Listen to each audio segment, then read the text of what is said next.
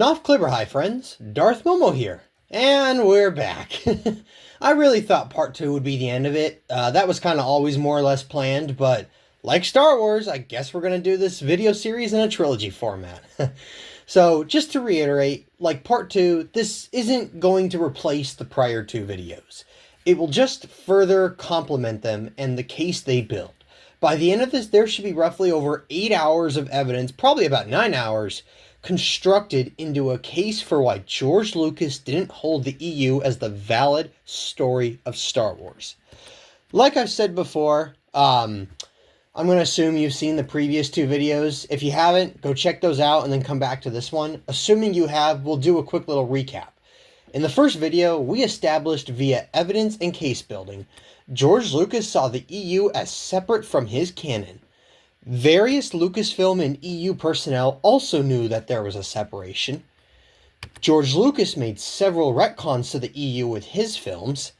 George Lucas saw TCW, The Clone Wars, as on par with film canonicity. It was part of his canon, and Dave Filoni is a reliable source when it comes to TCW. George would have completely overhauled the post-Return of the Jedi EU with his sequel trilogy had that version of films been made. George Lucas was not as involved in the EU as EU purists like to claim. Canon is dictated, not established. In the second video, we looked at a few more things. Even more evidence that presented George Lucas's involvement in TCW. Even more evidence that rejects the prequel hate influenced George and compromised his post-2005 vision of Star Wars narrative. Even more evidence highlighting the way the EU management operated and how little involvement George Lucas really had. And some additional debunkings for various EU purist claims. Like I said, the second video was supposed to be the end of things. But just like Star Wars, we're going to do this in a trilogy. For Christmas, I got the Star Wars Archives books, which shed even more light on some aspects of my overall case, and of course some additional insight was provided by other YouTubers, and I learned a few more bits on my own. So, here we go! The first thing we're going to talk about is George Lucas and Star Wars The Clone Wars. Before getting started, I want to again give another shout out to YouTube user WiseTodd for some additional TCW information that he sent my way. And another shout out to YouTuber Brandon the Awful as well. As I've stated before, George Lucas's role in TCW is essential to discussion on George Lucas and the EU. TCW significantly ignores the narrative and continuity of the Clone Wars Multimedia Project, which we're going to call CWMMP. This is not up for debate. If George was heavily involved in TCW, then he not only was complicit in those retcons, but was actively doing it himself. Between both videos, I've already spent almost 3 hours showcasing the evidence and demonstrating how involved George was with TCW. But I've brought some additional information. At the Season 3 premiere in 2011, George Lucas said, "The stories are standing on their own. They're entertaining and interesting and funny and exciting, even if you don't know what the features are." First thing of note, it's interesting that George even attended. The video footage can be found on YouTube. While EU purists like to claim George did either no press for the project or abandoned press after the film released in 2008, he was very active in press surrounding Season 3, as I've already highlighted in other examples in other videos, and this is just another one. I also find his quote interesting because here he is commending the stories of TCW, showing he knows them and praises them, as opposed to his cavalier attitude towards the EU of, "I haven't really read any of that stuff." The next quote comes from a 2010 interview with Jon Stewart at Star Wars Celebration. His first quote is, "We're already starting to write the year 5. It's great, and as we go along, the stories are getting better and better, much more sophisticated." This one's great. Not only is he taking ownership in playing a role in writing the stories, showing they do come from him, but he's also confirming in 2010 that Season 5 is beginning work, showing how far ahead they are, which fits the timeline I previously discussed where they could easily have had the entire show planned out prior to the buyout. The second quote is, "My daughter actually wrote an episode about the family," says Lucas, "and of course my son was upset because he didn't get to do enough of the fighting. He said, I got to do most of the fighting because, of course, I am like Arnold Schwarzenegger. This one's great too. Not only is he actively talking about the episode, but his own daughter wrote it and it's about their family. No way Lucas didn't see this one as canon.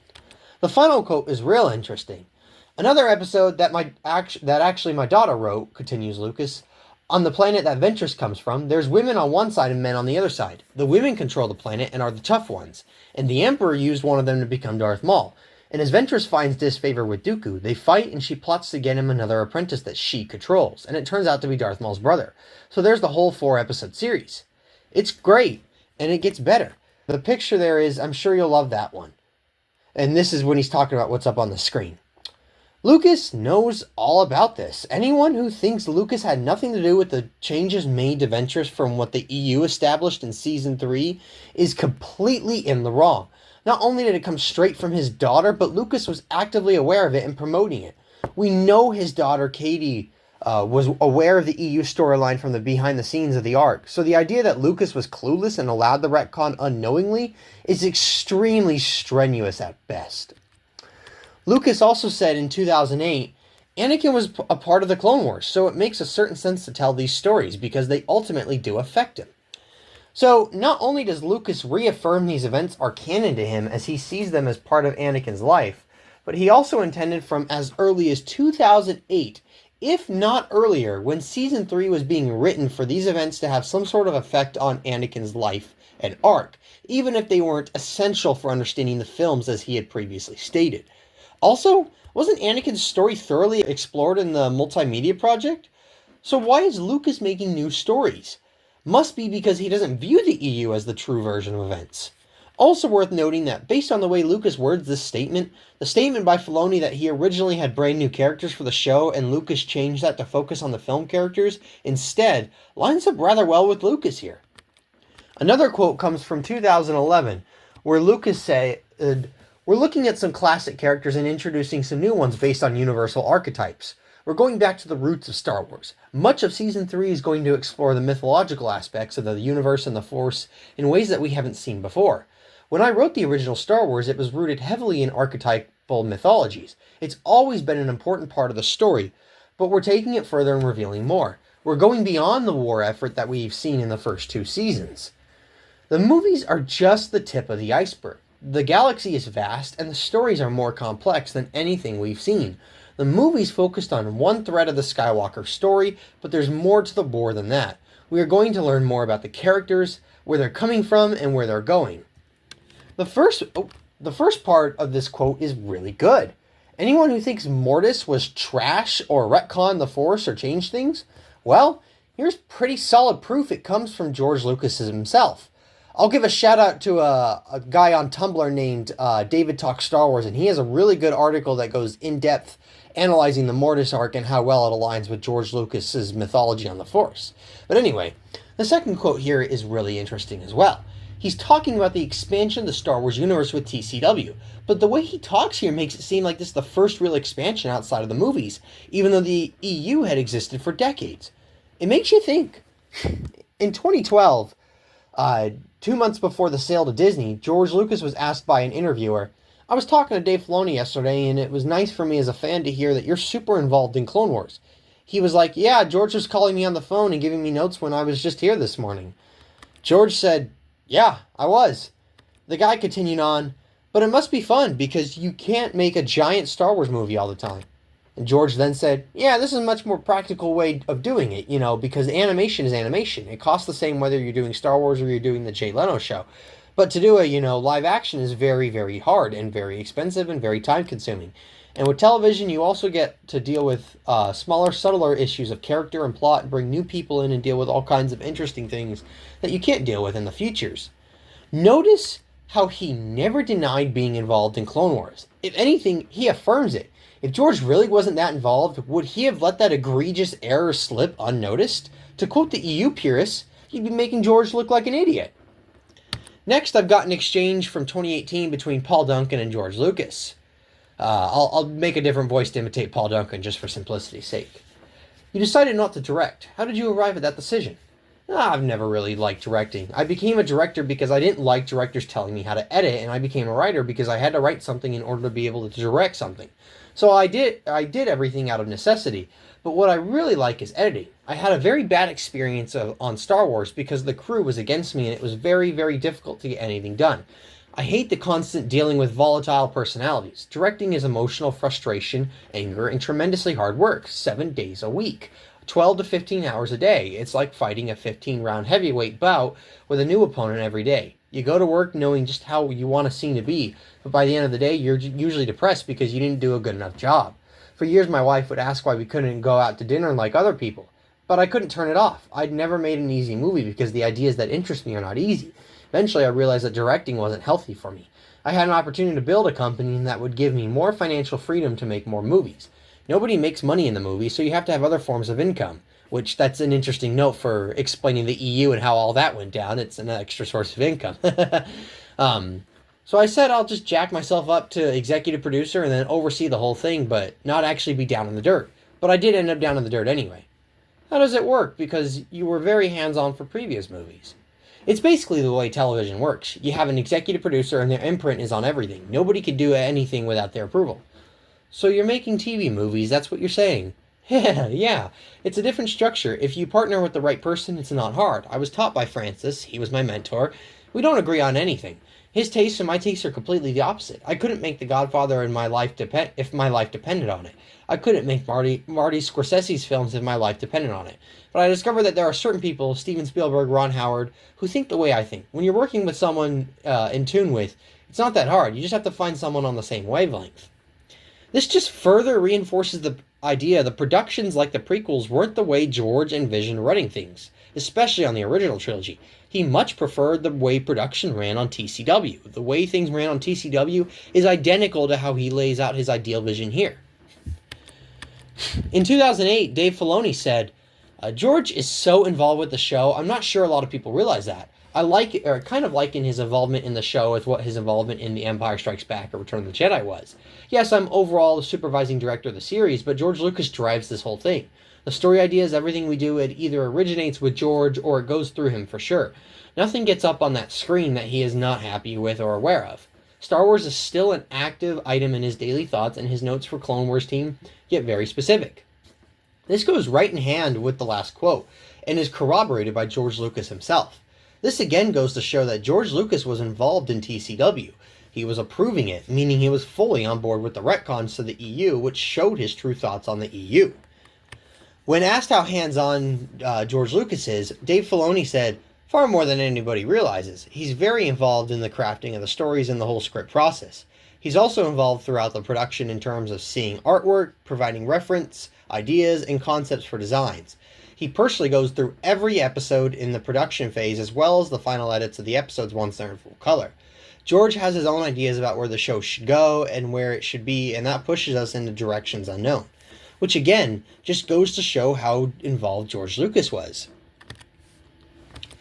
It's claimed that George Lucas was too busy working on Red Tails when TCW came out.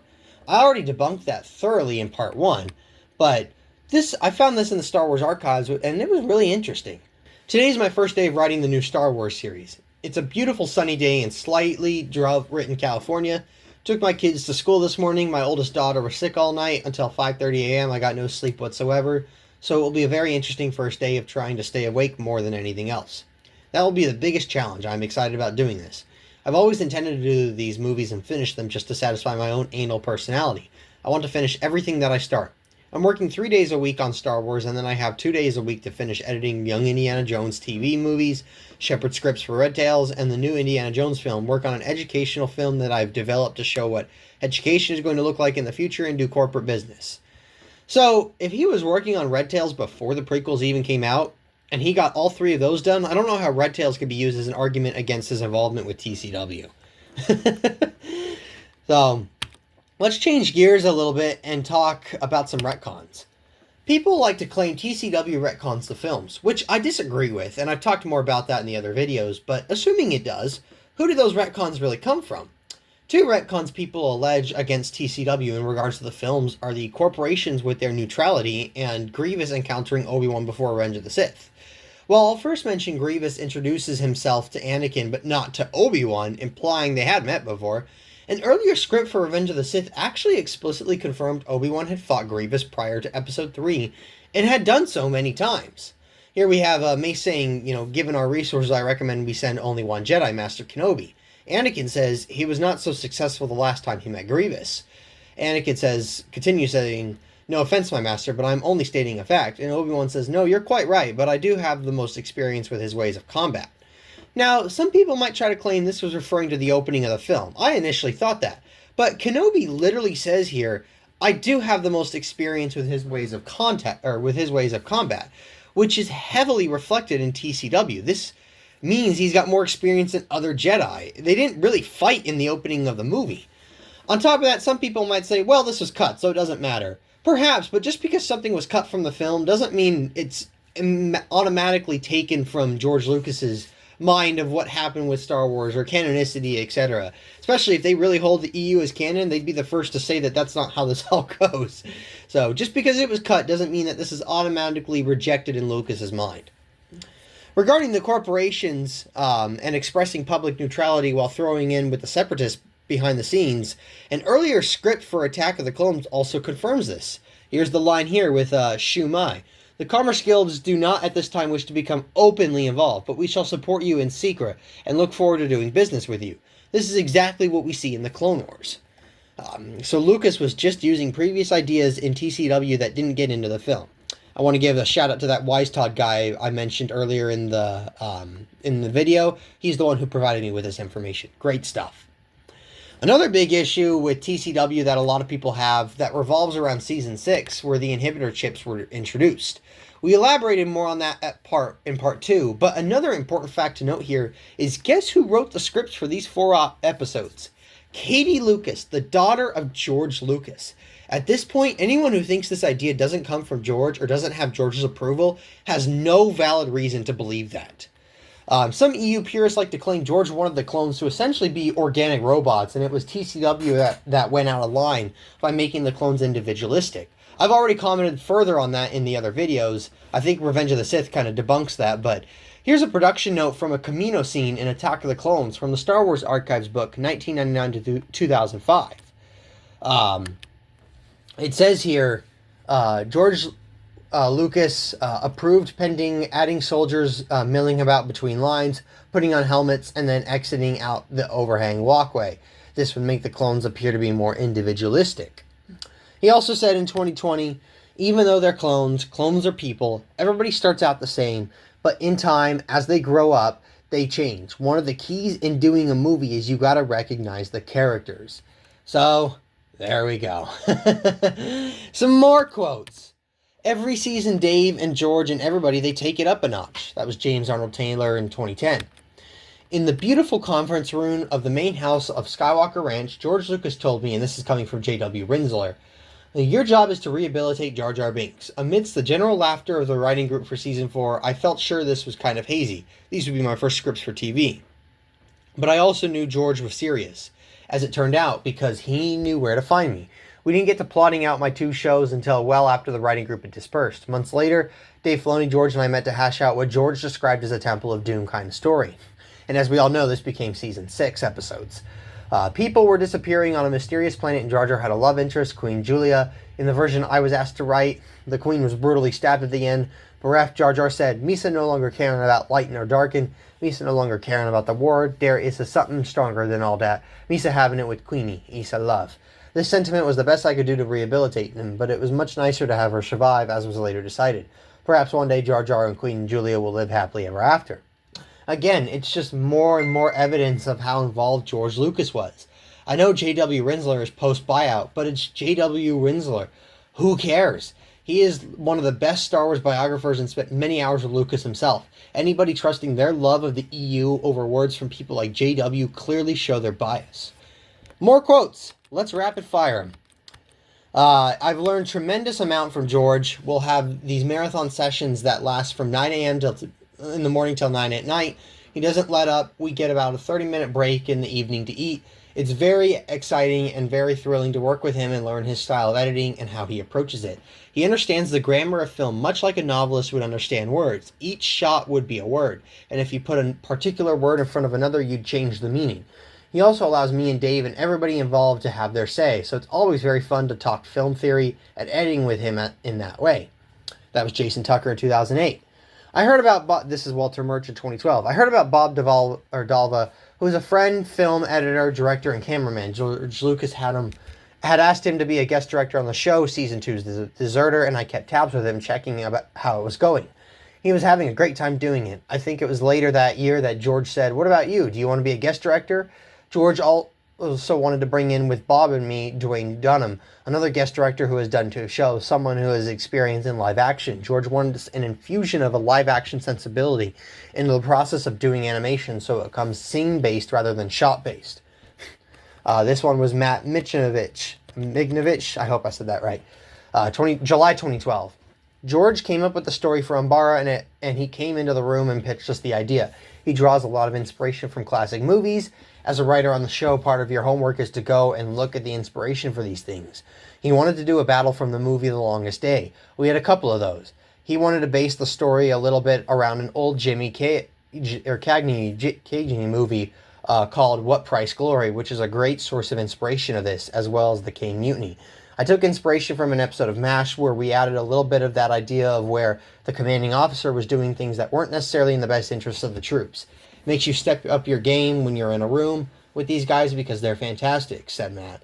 You sit down and read their scripts and you're just blown away and you think, man, maybe I better take another pass on my script before I turn it in. I think George wanted to bring a lot of drama writers and really craft the characters, especially in season 5. I think it's our best season yet. We are really honing where these characters are and where they're going. So it continues to show how much George Lucas's fingerprints were all over TCW. And as I've said time and time again, we know what that means for the EU.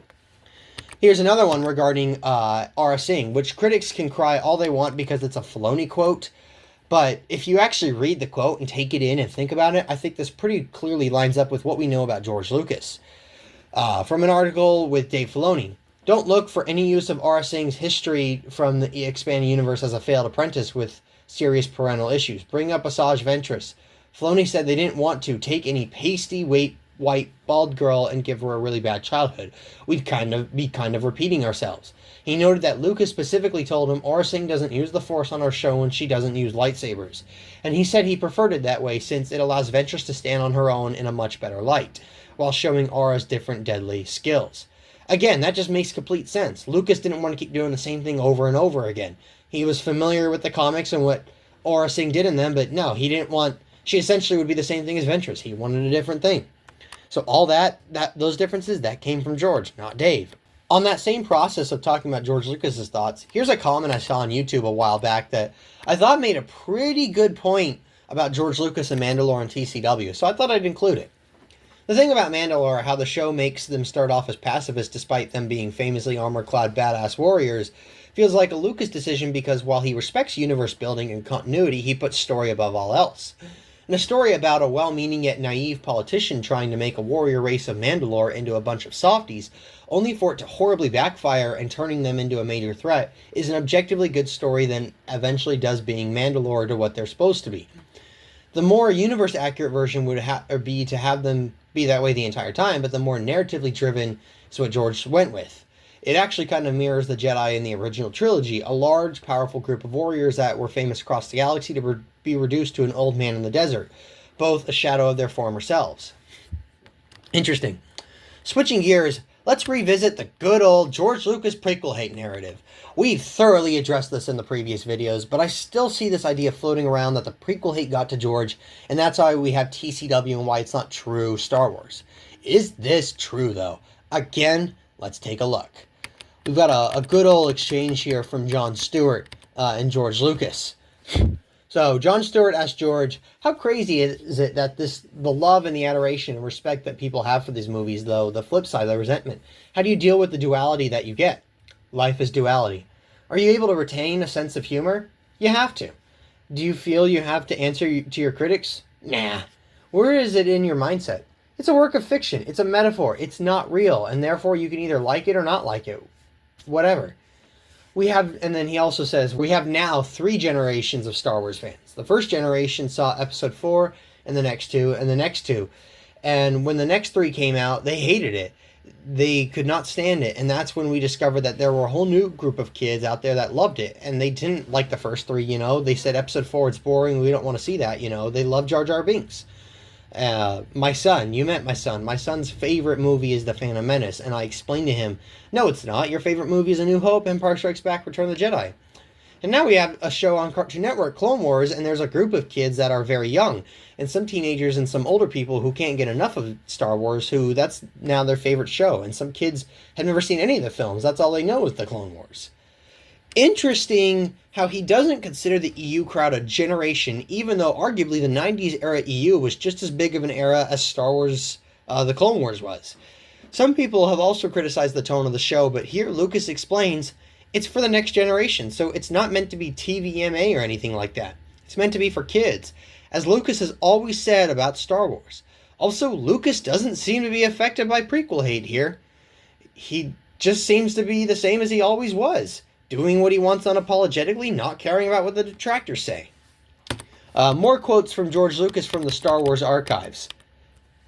People are upset by the fact that the whole series started out with a blockade over a trade dispute. Well, that's how wars start. George was having a hard time with one of the scenes that I was cutting. He admitted that he admitted that all he could see were his mistakes. That's Richard Chew. My writing's terrible. It's garbage. Make it into a movie? Laughs. And that's George Lucas. When I told Fox the next film is about how Darth Vader got to be Darth Vader, they got all excited. I told them in the first movie he's 10 years old. Fox and also people at Lucasfilm said, you're going to destroy the franchise. You're going to destroy everything. You can't do it. This is terrible. Everybody was upset, and I thought, this is why I own the films, and I own the company, because if I didn't, this film would never get made. If I went to a studio with this story, it would never have existed. I know everybody wants to see Darth Vader in his black suit with his lightsaber, but the whole point of it is, how does this nice little kind kid who has good intentions, is just like us, go wrong and become Darth Vader? And the second part of the story is, how does a democracy become a dictatorship? I told people at Lucasfilm that they're going to have to face the reality that I am making a movie that nobody wants to see. But I want to tell that story. I'm more interested in writing the story than I am in just doing a franchise where you tell the same story over and over again. So you made the movie for yourself. I make all movies for myself. People will say when you release it, it belongs to the public. No, it's mine. I'm leasing it to you $10 at a time. It still belongs to me. Another one. The movies pretty much turned out the way I wanted them to.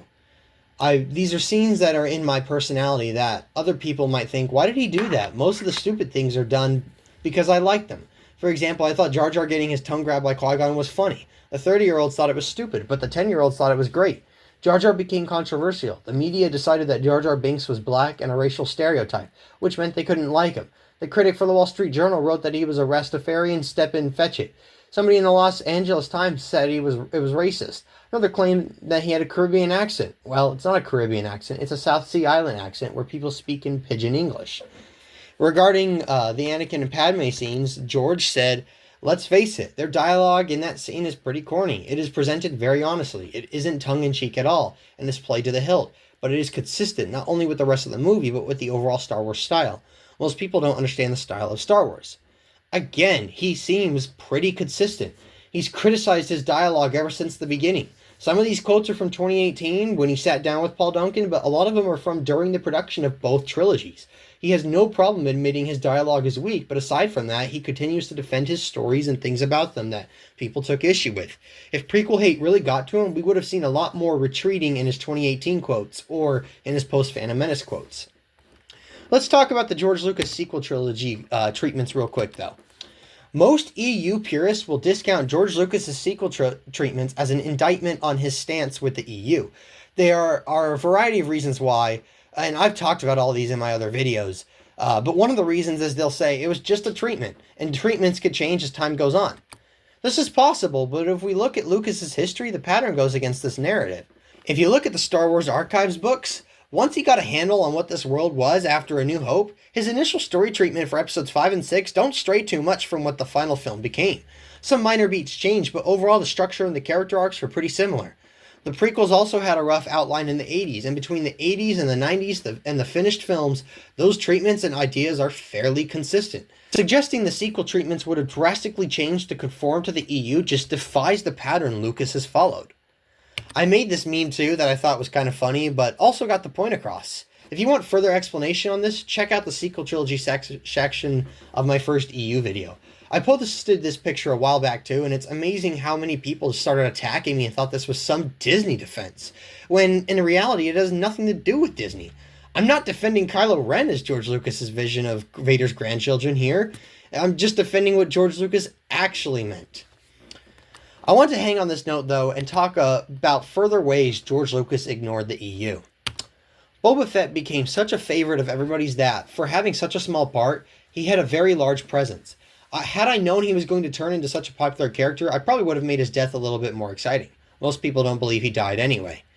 If George really saw the EU as canon, he would admit Boba Fett didn't die in Return of the Jedi and leave it at that, because that's what was in the EU. But he seems pretty clear that Boba died in his mind, and what most people think isn't what actually happened, even if it is in the EU. In The Empire Strikes Back, there was a deleted scene shot with Leia tending to Luke's injuries on the Millennium Falcon as they flee Bespin. I believe this is available on the Blu-ray, and it's available on Disney+, but I found it on YouTube. She has a line where she says, "Lando's fixed it so that we can find Boba Fett's ship." To this, Luke says, "Boba Fett, who's?" To which Leia cuts him off, telling him, "The bounty hunter."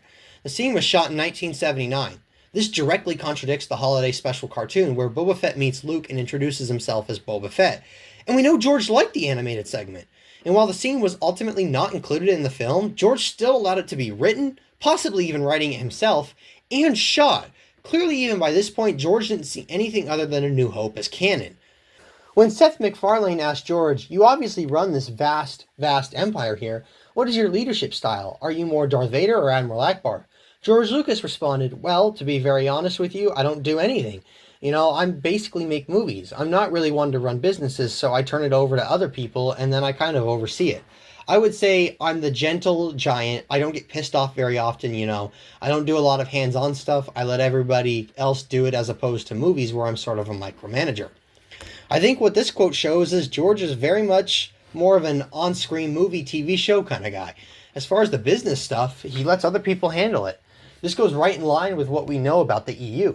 He turned it over to them to manage while he went and did things like Young Indy, the prequels, Red Tails, TCW, Indy 4, etc. He didn't micromanage the EU like a lot of EU purists seem to think.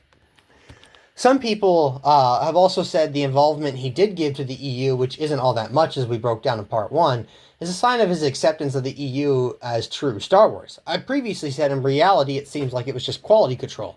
Here's a quote from George Lucas that further confirms that.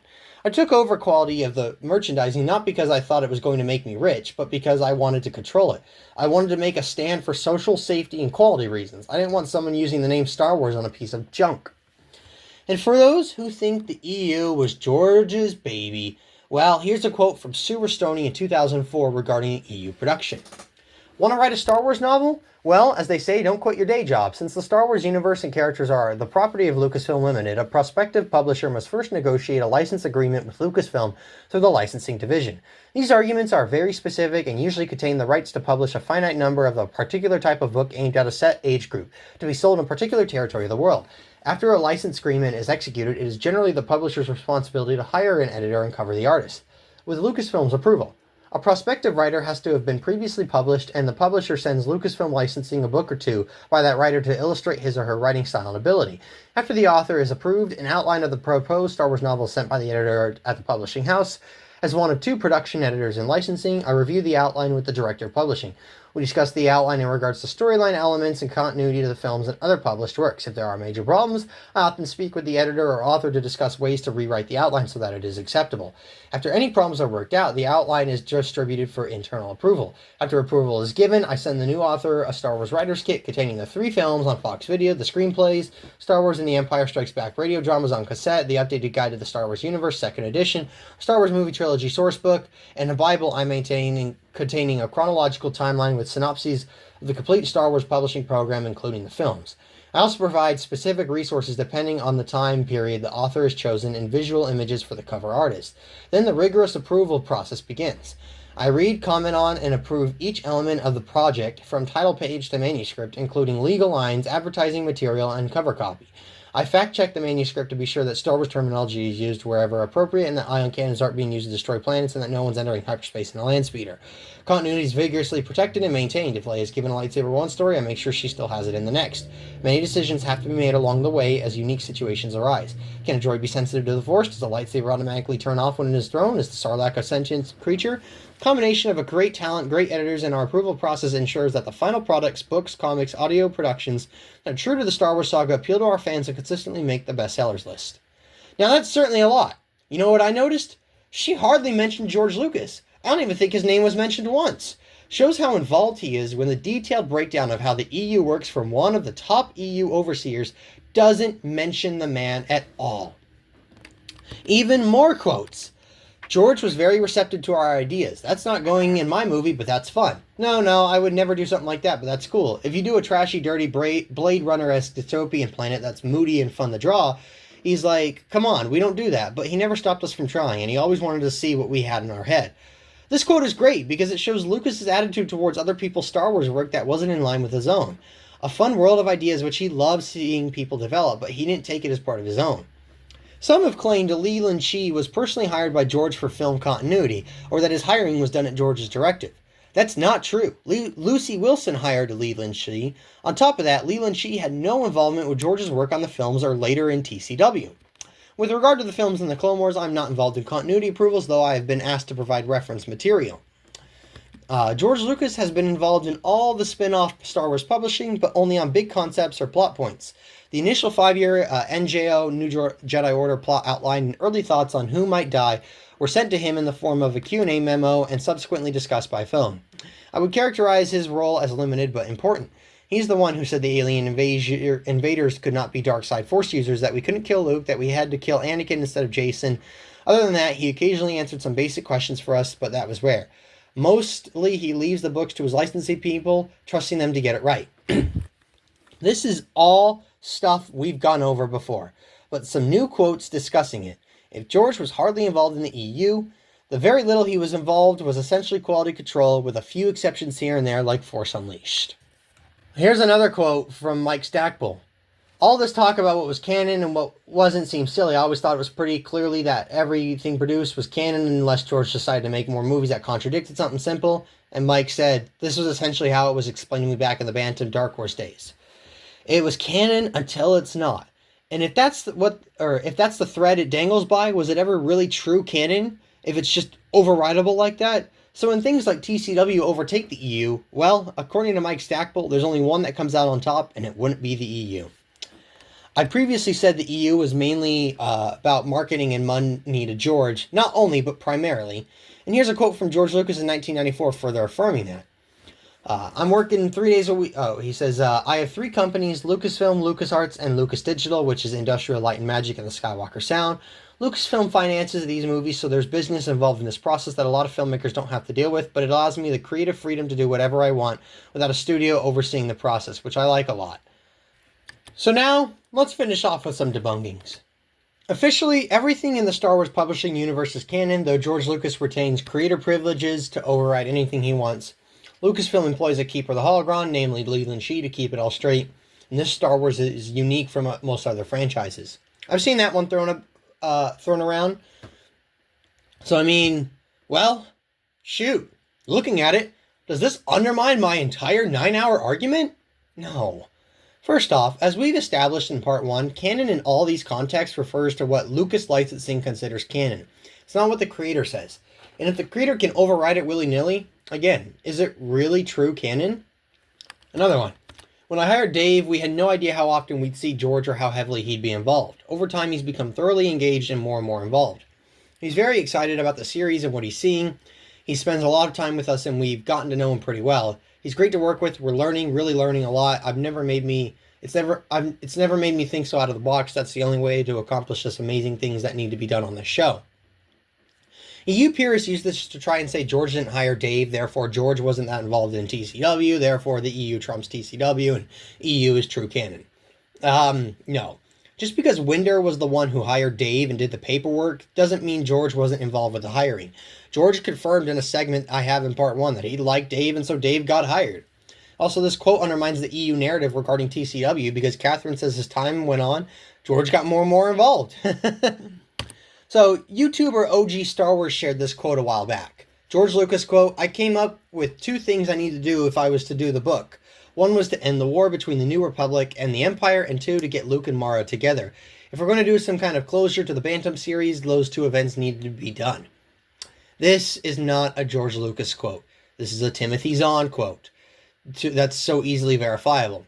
To my knowledge, George never made any public statements this specific about any of the books.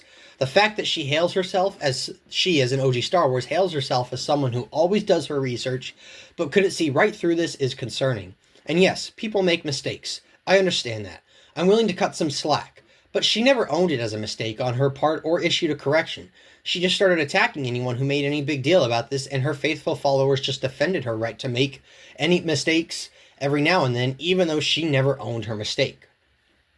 OG Star Wars also shared the following image. George Lucas's involvement in TCW. In a Den of Geek interview, Filoni explained the nature of their collaboration. "We met once a year and go over all the ideas for the upcoming season. George is playing with his universe and often asks us to build a story arc for them."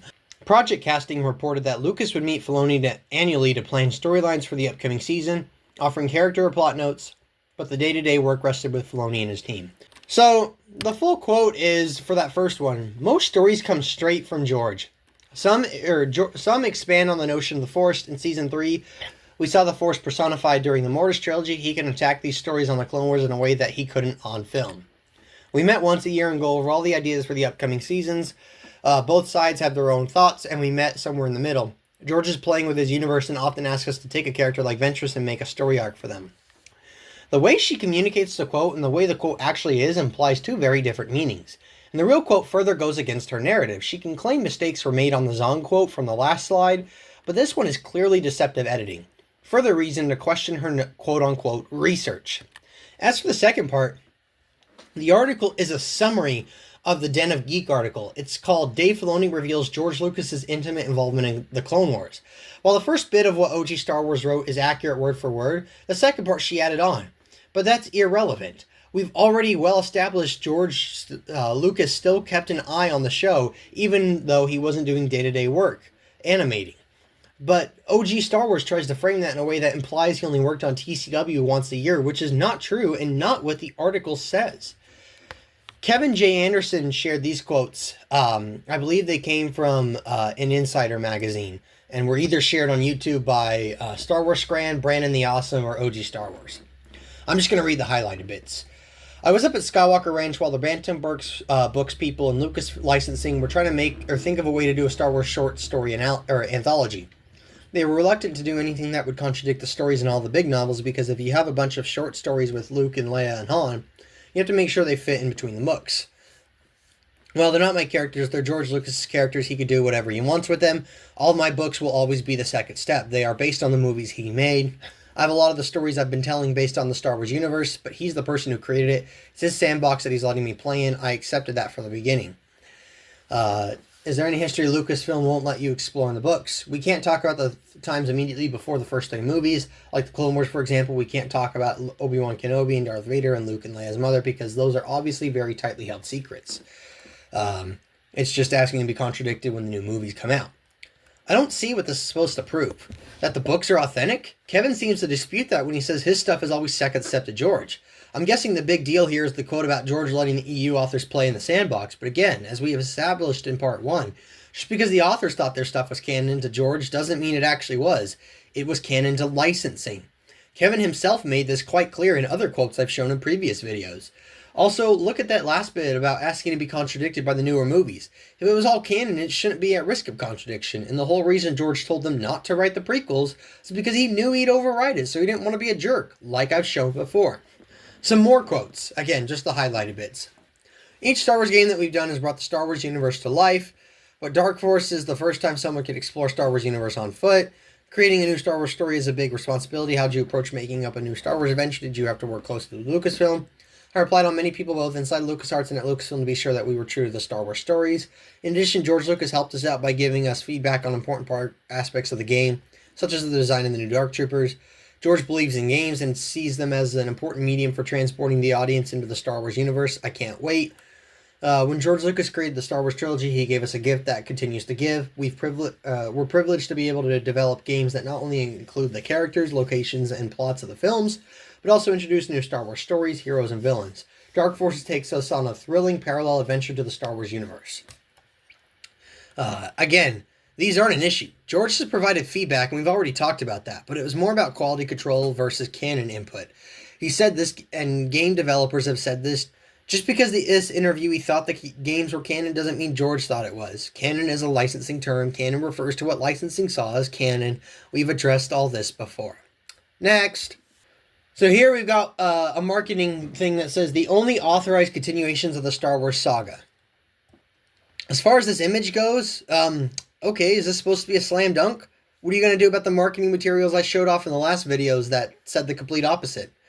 As for the second image, I've seen someone say this is proof Ahsoka was supposed to die and that this is her true fate in the EU, that Dave Filoni changed. I'm not denying that what Disney has done with the character is different from what Lucas originally envisioned, but this image means nothing. It's from a book with a bunch of fan art. Ahsoka is in her TCW Season 1 costume facing off Vader and Imperial stormtroopers, while R2 is in the back with other Jedi characters and the Jedi Temple is on fire with TIE fighters in the background. The continuity is all over the place here. This image means nothing. Another image from OG Star Wars and Star Wars Scran. Believe it or not, the Star Wars writers authorized to write Star Wars novels are part of George Lucas's team of artists. This is what OG Star Wars is claiming these images say. Let's look at it. Basically, the premise is a fan wrote in and complained, and Lucasfilm kind of shot back. Please tell me that the results of the top 20 Star Wars characters poll were a joke. There is no way that Mara Jade should be number 20.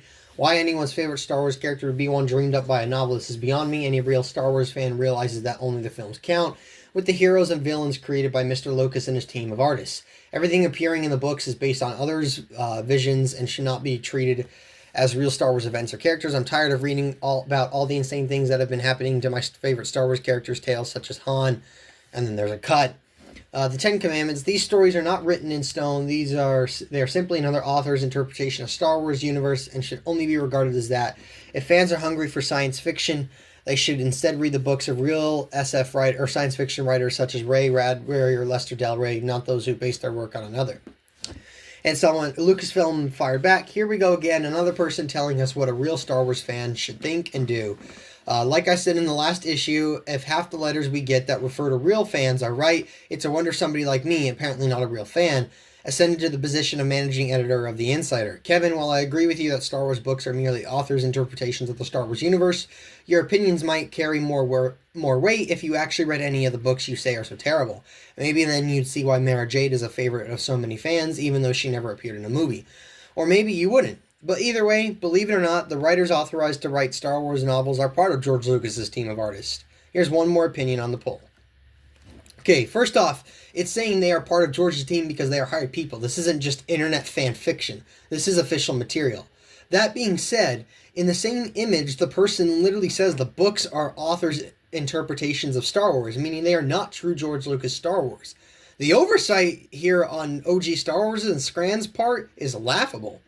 What's even funnier is the whole spiel of OG Star Wars, Scran, and the Gatekeepers Alliance is that they're the ones who get to decide what true Star Wars is and what true Star Wars fans are. And this very quote is refuting people who think like that. This might be the funniest one I've seen. Another one I saw is this quote from Lucas about how Coruscant came to be. He says here, in the end, it didn't seem necessary to show the home planet of the Empire. It seemed more important that we focus on the major target of what we were going after in the movie. So to show Vader and the Emperor in the area that didn't relate to the story didn't seem necessary. Of course, I had a million different names for the home planet of the Empire, but Coruscant came out of publishing. First off, this isn't new, as I've discussed before. Second off, if you dig into the specifics of this decision, you'll find it wasn't actually Lucas's first choice. He originally wanted to use Had Abaddon from the Return of the Jedi scripts when he got to the prequels. It was only after Howard Rothman fought for it and persisted that Lucas ultimately decided to use the name Coruscant. If the EU was canon to George, this shouldn't have ever been an issue. The second image I have here, this one's just a joke. First off, Brandon is pulling his sources now from Wikipedia? Are you kidding me? Not even the actual sourced material in Wikipedia, but the Wikipedia entry. Second off, he's completely misinterpreting this. It's not saying TCW was never considered canon. The snippet says TCW was initially reported not to supersede 2003 micro series, meaning it wouldn't overwrite it. They would they would tell two joint stories. They wouldn't be replacing one, or one wouldn't be replacing the other. However, when Disney reset the canon, TCW was considered canon while the micro series was not, as it says here in the year 2014. So this is just absurd, and the fact that he thinks it's such a win is laughable. This next one came from John Bradley Snyder, an editor. So again, I'll just read the highlighted parts. There are more talented and creative people working in the Star Wars universe today than ever before, and more interesting stories being told. Back then, you couldn't go into any bookstore in America and buy a fresh new Star Wars novel. You couldn't go to any software vendor and buy a half dozen different state-of-the-art Star Wars software titles. You couldn't go to any comic shop and get dozens of Star Wars comics from top-notch creators.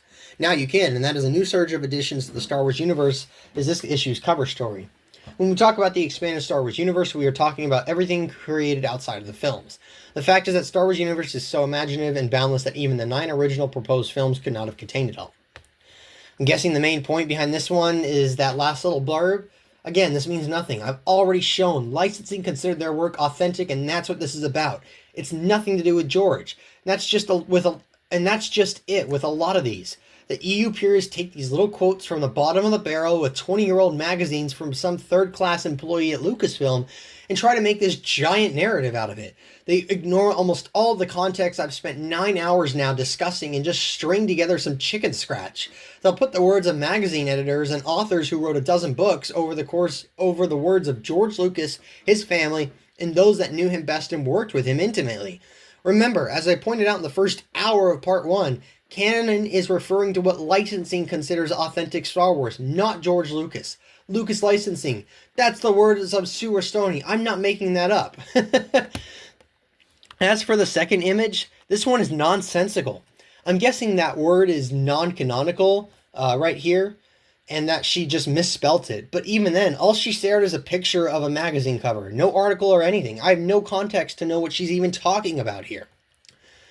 Another rebuttal I want to discuss is an argument I got from YouTube user Casual Cress. I'm not going to recite the whole thing because it's really long and it's easy to sum up, but it's in my comment section on part 2 of my George Lucas series, and I think there's another video more recently where he started leaving some comments about it, so you can go read it yourself if you want. But basically his argument is trying to make a legalistic argument. Legally, the EU was marketed as official canon, therefore legally it is canon. That would either directly or indirectly have to be something approved by the highest company authority. And it's not a bad argument. You know, I engaged with him a little bit. I don't have time. I don't have too much time recently to dive into a lot of YouTube comments. I owe him a response still. I'll get back to eventually. But, you know, it's not a bad argument. Perhaps on a technical level, it could be true. But there are several issues with this. First, by that logic, TCW legally trumps the EU. While Casual Chris agreed with me on this, I don't think many other EU purists would like that line of thought, so don't be so quick to embrace his argument here. Second, the EU was not 100% consistently marketed as canon. I think the majority of the evidence suggests that it was, but there are a decent amount of examples where it was not, which I have shown across all 3 of my EU videos now. So since there's ambiguity, we can't claim it was legalistically 100% true. Third, the issue is we're getting at what Lucas thought and how he viewed Star Wars, not what the company says, which I've demonstrably shown does not look good for the EU. That's the whole point of my videos. It's not about what the licensing said, it's about what Lucas said. And fourth, the problem with this logic is we know what went on behind the scenes. Howard and George have both given many statements over the years, pre-buyout and post-buyout, that show they were clearly not on the same page regarding the EU. George wanted it marketed separately. Howard did not, and he did what was in his power to try and lobby his position. Sure, I wholeheartedly agree. George should have put his foot down more, and Howard should have been more in tune with what his boss wanted. But regardless, we know they had different positions, so it's not as clear-cut and dry as Casual Chris might hope. As for the final debunking, this one is not so tied to the EU, but I thought it'd be worth addressing, because it shows insight into one of the biggest champions of the EU purist narrative. This comment comes from one of the response videos Scruffy looking nerf herder made to my first George Lucas EU video. OG Star Wars made this comment about me, clearly in an attempt to once more string together a thin narrative and use that to discredit any sort of legitimate opposition to her narrative that I presented. Why does he sniffle and make noises? His voice, repeated rhetoric, touching or placing hands over mouth and eyes, excessive fidgeting, frequent clearing of the throat could be associated with lying. Here's the thing. It's not that deep. I was making a 2-hour video in real time. My throat got sore, hence why I was constantly drinking water throughout the video. I had just recently moved across the country to a new climate, so I was sniffling because I was still adjusting. Allergies are a thing. Why repeat rhetoric? Part of it was because the same points were being made over and over again, so I had to repeat myself. On top of that, this wasn't a scripted video. This was live reacting in real time. For 2 hours. It's not going to be as clean as a planned scripted video. Why rub my eyes? I was tired. I made this video after work. So as you could see, all these points have natural and obvious explanations, but OG Star Wars didn't like my points that I made in my video, so instead of seriously engaging with my 6 hours of quotes and arguments, she dismissed my video as something that's been debunked before, even though I formed my video as a response to those purist arguments made by Scran and OG and Iron Inquisitor and the others, and she dismissed my video as a quote-unquote video full of non-sequitur points, and then proceeded to make an ad hominem attack based on weak arguments so she could try and frame me as a liar and further dismiss me for those who might be truly interested in what I had to say. No honest dialogue, no debate, just dismissals and attacks on my character, and as you start to pay more attention to people like Brandon or OG Star Wars, you'll start to find that a lot of what they have to say falls under the same pattern. They struggle with encountering new information or critiques and just recycle the same points they've been spewing for a decade. And when they get called out, they dismiss your arguments no matter what and attack your character instead. Just a thing to keep in mind. To close out, once more, I am impressed at how well my position holds up with my arguments and just how thorough the case is in favor of the EU not being George Lucas's true vision of Star Wars. By this point, I think we're 9 hours in or so hopefully I've more than addressed the subject. I don't really plan on doing any more of these, especially since I plan to step away from YouTube relatively soon. But we'll see. Maybe George Lucas will visit Star Wars Celebration in 2027 and I'll have more quotes to go over. Maybe Wise Todd will find some more gold and I'll make like a short little 5-10 minute video or something. I don't know. We'll see. Otherwise, I'll end here and say it's been a fun journey.